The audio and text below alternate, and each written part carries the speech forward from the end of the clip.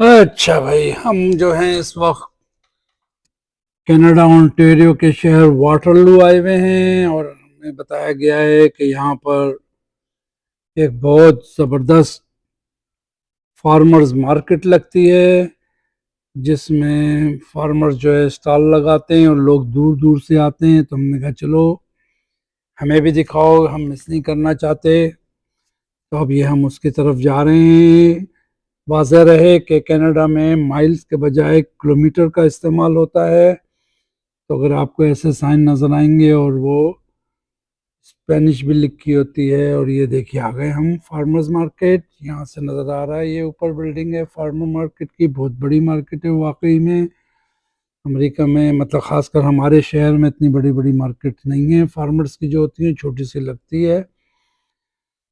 तो मैंने कहा कि चलें कवर करें, दिखाएं आप लोगों को। इंशाल्लाह पसंद आए तो लाइक कीजिए, सब्सक्राइब कीजिए, शेयर करना ना भूलिए। और अब हम अंदर जाएंगे तो मुख्तलिफ स्टाइल की अलग अलग बनाएंगे वीडियोस और उसको वक्तन फ़वक्तन अपलोड करते रहेंगे। इजाज़त दीजिए, अल्लाह हाफिज़।